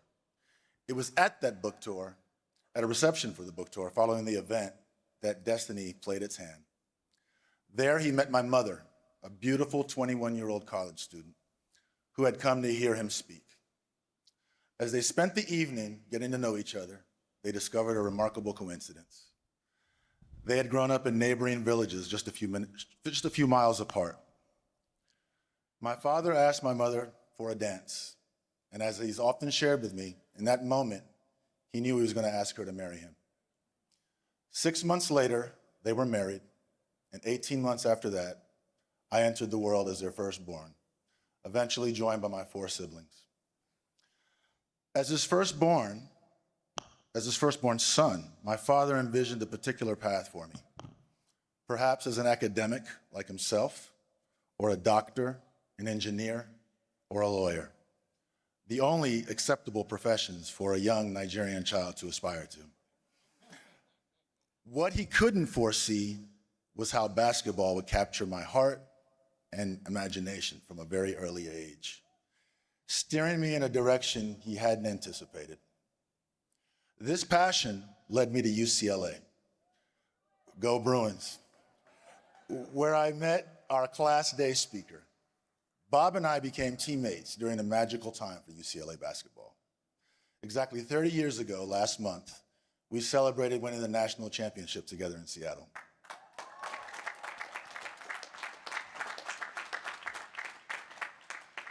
However, if you search for us in the highlight reels of that championship run, you'll have to look pretty carefully because neither of us saw very much playing time in those games. No, instead, Bob and I left our mark on the practice court, engaging in intense showdowns against the starters day in and day out. Our contributions during those practices were crucial to us winning the championship that year. At least that's what I tell myself. The comforting narrative I like to tell myself 30 years later. But with limited playing time, Bob and I pushed each other on the court. We arrived at UCLA as skinny kids me from Houston and him from Danville, both eager to prove ourselves. Our rivalry extended off the court into the classroom, where we competed fiercely for a spot on the UCLA Director's Honor Roll. Then, in our sophomore year, we discovered yet another arena for our friendly rivalry, the weight room. Lifting weights became our new obsession, and we would often challenge each other for the title of strongest on the team. In many ways, Bob helped bring the best out of me. And to this day, whenever I face adversity or what seems to be an insurmountable challenge, I say to myself, weight room. A personal mantra that reminds me of those formative days at UCLA. Through all of these experiences, whether on the court, in the classroom, or in the gym, we learn the value of hard work and dedication. Life unfolds unexpectedly. My father envisioned a career in law for me as a child. Still, that dream faded as I pursued basketball and established a grassroots youth basketball academy in Asia, the Top Flight Basketball Academy, my pride and joy.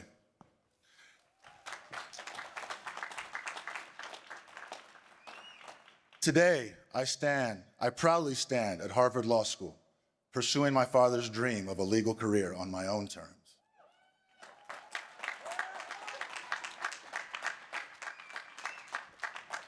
So Bob might not realize it, but he played a crucial role in my decision to finally pursue a law degree 20 years after graduating from UCLA. For years, I'd talked about going to law school, often dreaming about what it would be like, but I never truly took the steps to make it a reality. As life unfolds, with marriage, children, and my career, I allowed that dream to drift further away.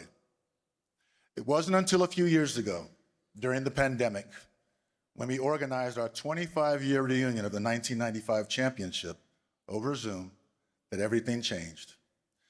That call brought us together for the first time in years. And as I began sharing stories about my family, my kids, my basketball academy, Bob interrupted with a question. What happened to law school? His playful remark, met with laughter from our teammates, became the catalyst that inspired me at nearly 50 years old to pursue the legal education my father had envisioned for me decades earlier.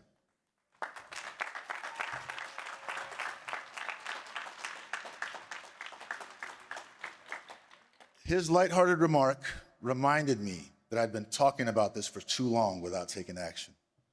Inspired by that moment, I dusted off my old 1997 LSAT study guides and began the journey that would ultimately lead me to this wonderful day.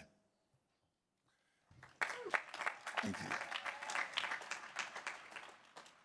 In a beautiful twist of fate, it is now my privilege to introduce our Class Day speaker, Bob Myers, someone whose life journey powerfully illustrates how a legal education can serve as a foundation for extraordinary achievement across multiple fields. Today, Bob and I find ourselves on a different court, and I couldn't be prouder to experience this moment with him. Bob's journey is truly extraordinary. After attending UCLA, where he went from being a walk-on to earning a scholarship and even starting several games. Hold on, wait. Starter? Really? Yeah. I guess I must have been in Long Beach for that one. After his time at UCLA, Bob earned his JD from Loyola Marymount Law School. His achievements through legal education showcase the incredible versatility and essential impact of our profession. Bob excelled as a sports agent for 14 years. He started his career as an intern for the legendary sports agent Arn Tellem. And in 2000, Tellem & Associates transitioned into SFX Sports. And Bob quickly rose to the position of vice president. He then moved to the Wasserman Media Group, where he built a reputation as one of the most respected agents in the industry. Throughout his career, Bob negotiated contracts worth over $575 million for 19 high-profile clients, including Brandon Roy, Tariq Evans, and Kendrick Perkins. His legal background provided a crucial foundation for navigating the complexities of professional sport, contracts, and advocating effectively for players. In 2012, Bob accepted a new challenge as the general manager of the Golden State Warriors.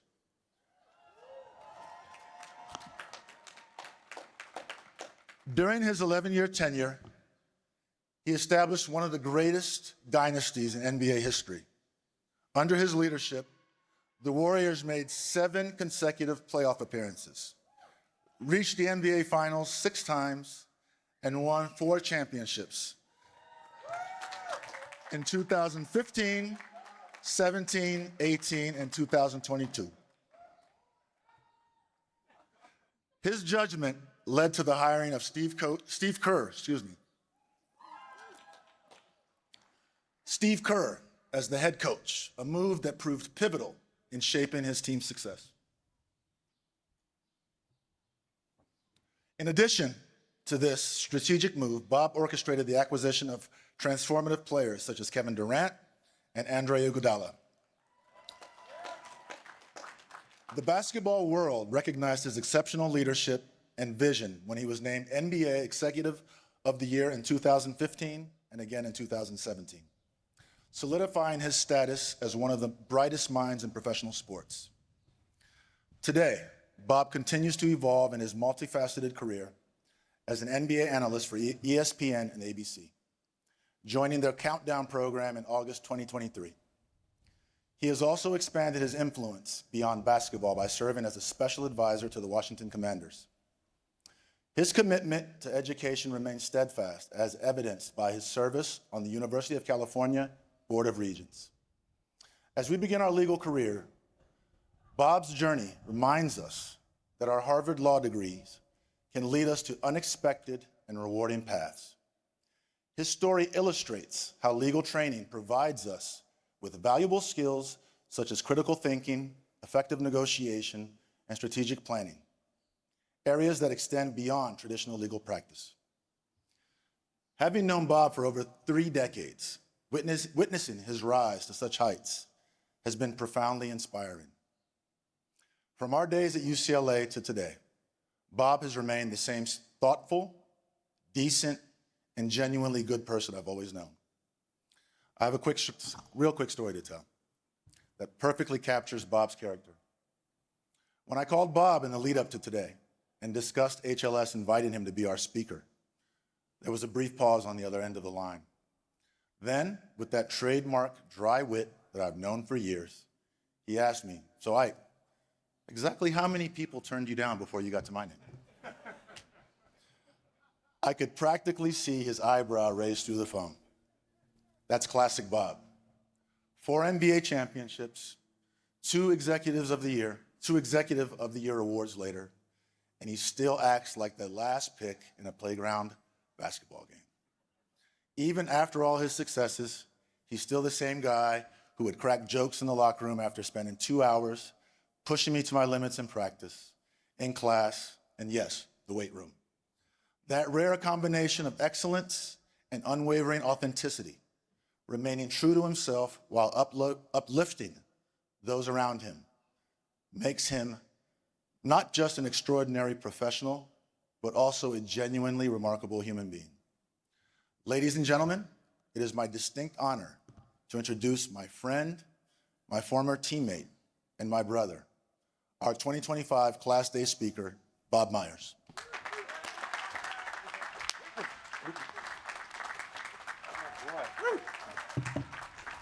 All right.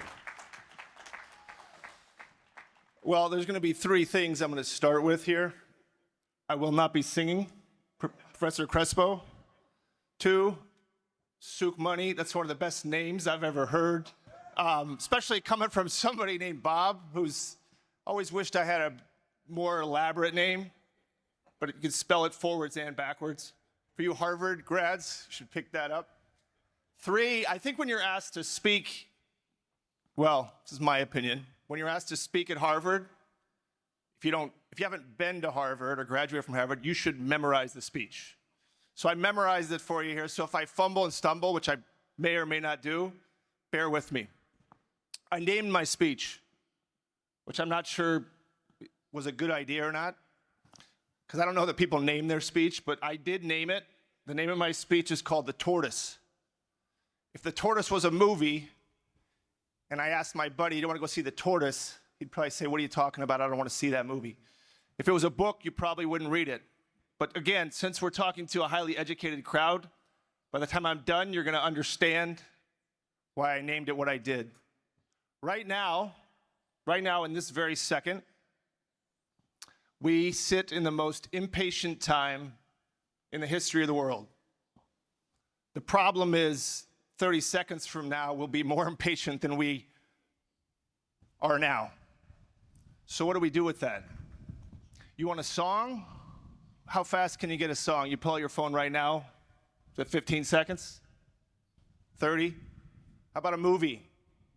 Is that 2 minutes? And we stare at that little circle going around and going, what's going on with the Wi-Fi? I got to get this movie. It's taken 3 minutes for the 2-hour movie. For those of the older people in the crowd, there was a store called Blockbuster Video. We would hope that they had Ghostbusters in stock. We would drive with our mom or dad. If we begged them, we got to get there, it might be gone.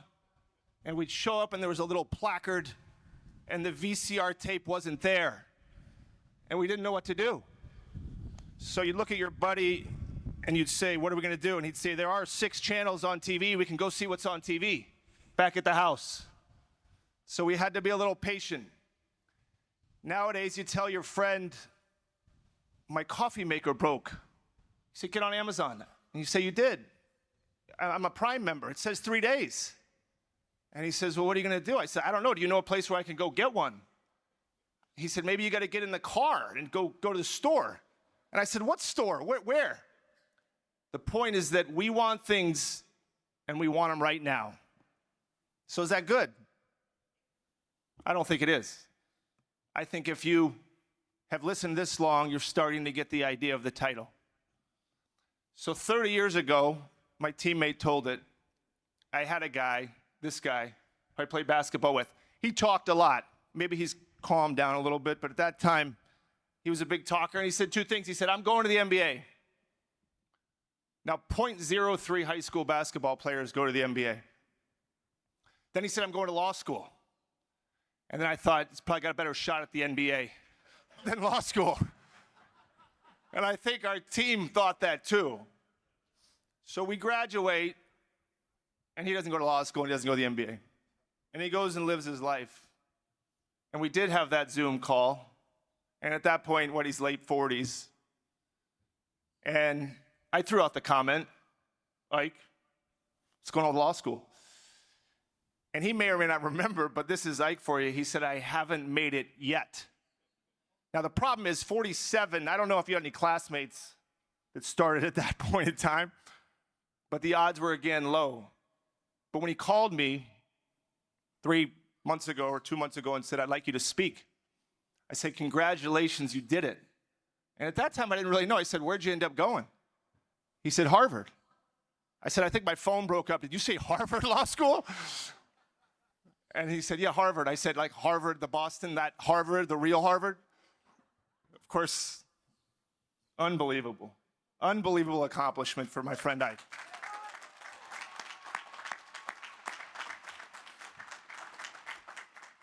So what if Ike was impatient? I don't know what would have happened in his life. I know he wouldn't be sitting at Harvard Law School graduating from this school. I know he wouldn't have 2 sons and a lovely wife that get to watch it. So maybe 30 years was the right amount.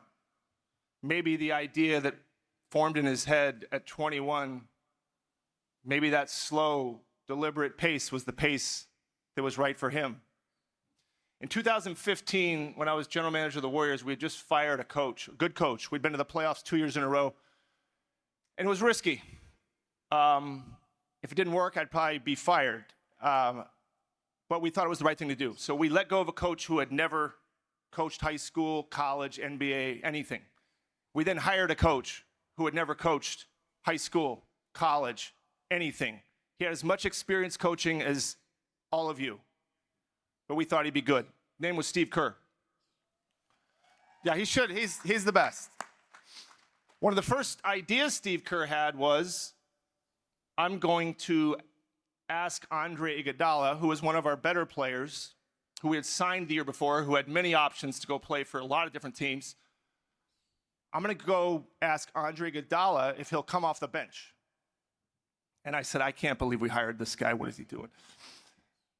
And I said, how are you going to do that? And he said, we both went to Arizona, Wildcats, and I think that might give me some equity with this conversation. So he goes to Iguodala and he says, Andre, I'd like you to come off the bench. Now, for anybody that's played any sport, many of you have or know, that's a demotion. There's no way around it. That's a demotion. So Andre looks at the coach, who's never coached, and said, if you think that's the best for the team, I'll do it. And the reason the coach wanted to do it was the guy that had been coming off the bench wasn't quite as good as Andre would be coming off the bench. So we had to start a guy that had been coming off the bench to be the best team we could be. So Andre looks at him and he says, if that's what you think this team needs, I'll do it. Now, picture this. You're in your law firm, you've got a corner office, you're making money, everybody knows you deserve it. And the boss comes in and says, hey, Susie, we got to take that corner office. We're not as good with you there. We got to move somebody up into your office. You're going to come over here. Here's the cubicle. But it's the best thing for the company. And by the way, we're going to put it on Sports Center tonight so everybody knows. And your friends and family are going to wonder what's going on. That's the equivalent of it. So Andre says, I'll do it if it's the best thing for the team. So the season begins, and the media asks Andre immediately, what's going on with you coming off the bench? And he looks at the camera and the recorder and says, this is the best thing for the team. And the reporter turns off their recorder and says, seriously, tell me what's really going on. This can't be good. You can't like this. And Andre says, It's the best thing for the team. Now, Andre's individual numbers that year all go down. Minutes, points, rebounds, assists, all of them. But the team does well. So well that we go to the NBA Finals for the first time in 40 years.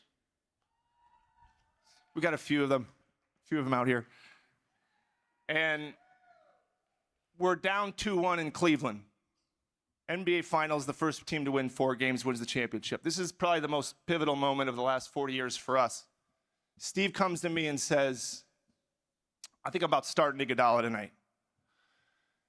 And I said, well, that's kind of a big thing. We haven't been doing that all year. I said, whose idea was this? He says, Nick Uren. I said, Nick, the assistant video coordinator who's like 25 years old? Yeah, Nick, I think it's a good idea. I said, okay. He said, I'm either going to bring him in right away or I'm going to start him. I said, look, the only thing I'll tell you is if you're going to do it, do it. Do it right off the bat. So he starts Iguodala. We start the game down 8-0. But we end up winning the game. And after the game, if you want to talk about leadership, they asked Steve Kerr, why'd you do it? You haven't been doing it all year.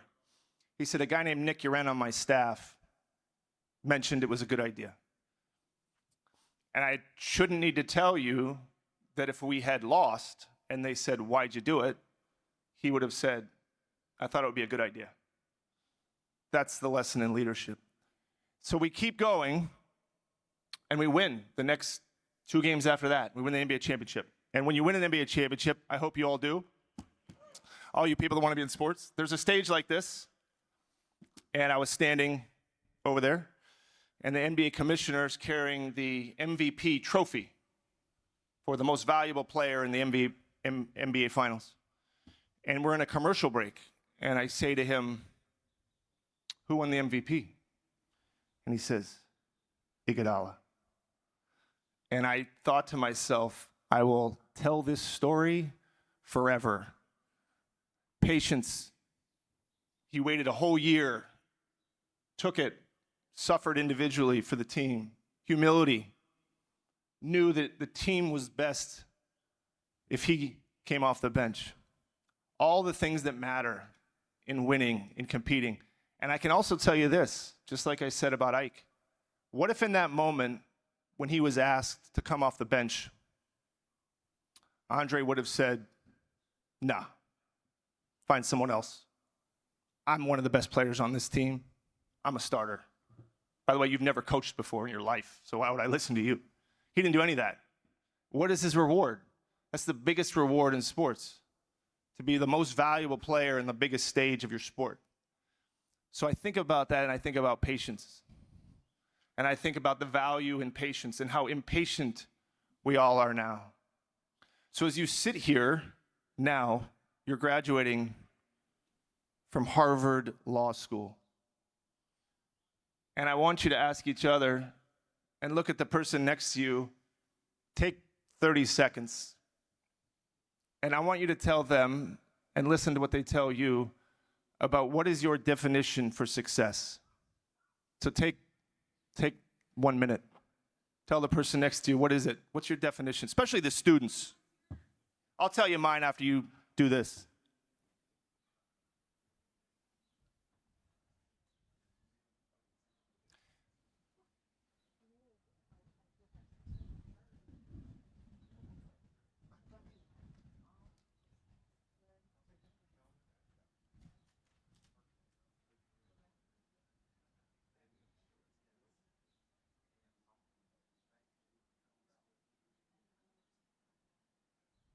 All right, time's up. And I will tell you mine in 30 seconds. I watched a 30 for 30. If you don't know what that is, that's a sports documentary where they profile a famous athlete. And they were profiling this athlete who had won championships, made a lot of money, had a lot of accolades. And the show was 30 minutes or whatever it was. And at the end, they interviewed his son. And they said, what was it like growing up with your dad?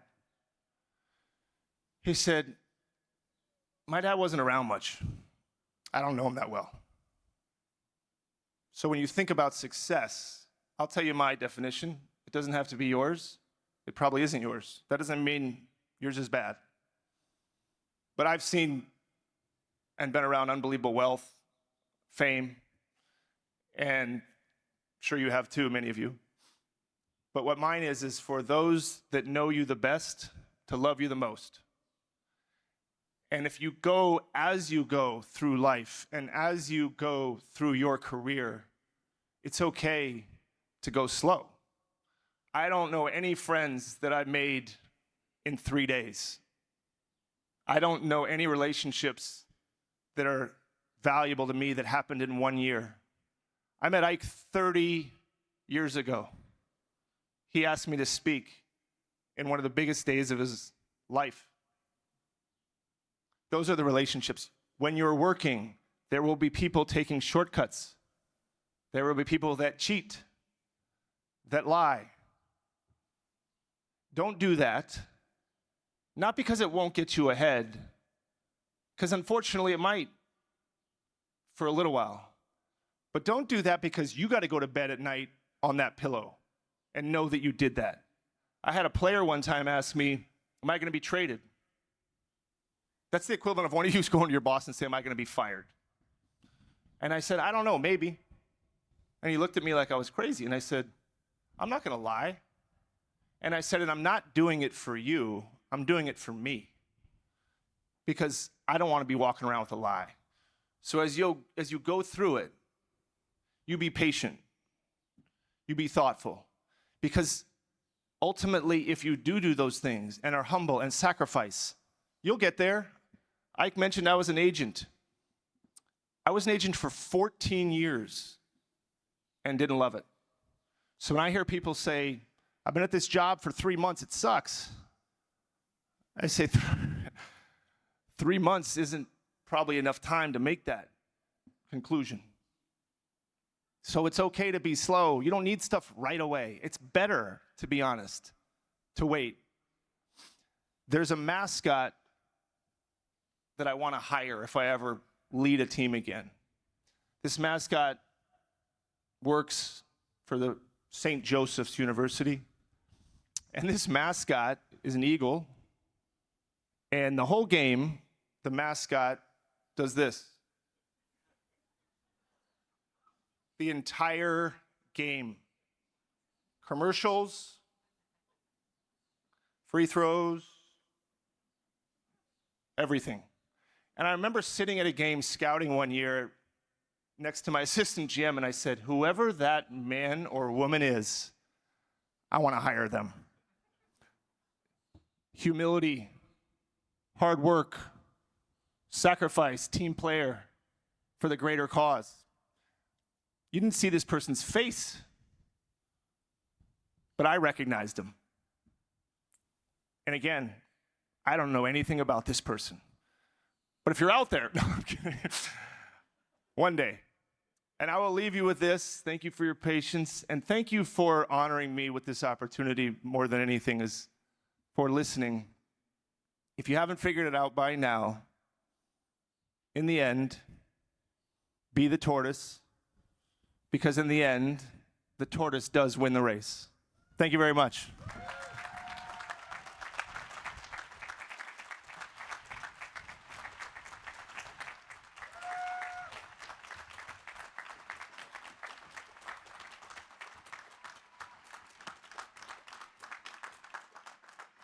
After Ike and Bob, I definitely need something to step on because I'm not as tall as them. Dear class of 2025, my name is Mike Winnewerp, and it's an honor to close today's ceremony as one of your class marshals. Thank you. I would like to start by briefly sharing a personal story, something that, to be honest, I've long been ashamed to talk about. I remember a moment in high school that shaped me.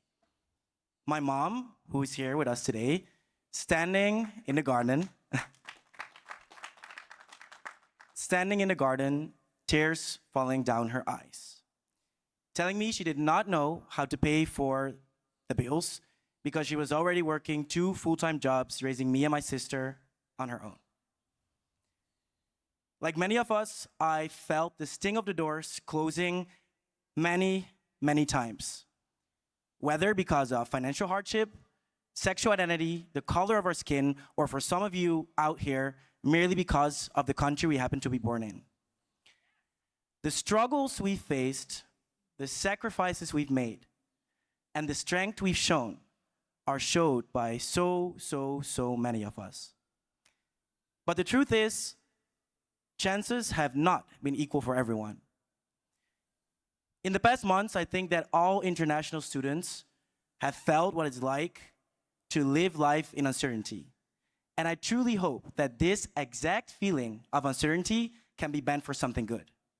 I truly hope that this feeling of uncertainty can lead to a better understanding of what it is like to live life in uncertainty, not just for a couple of days, weeks, or months, but to live life in uncertainty for a lifetime. And it's an understatement to say that many of you, many who I'm grateful to call my great friends now, have faced uncertainty enough for a lifetime. Not just for a couple of weeks or days, but for a lifetime. I have the deepest respect in how you've carried yourself, despite the heavy burdens you already had to carry. I want you to know that I see you, and I want you to know that I care for you. For me, seeing my mom in the garden that day serves as a reminder of the strength it takes to endure uncertainty and the responsibility we all carry when we have been given a chance to rise, to help others rise just like us. Here.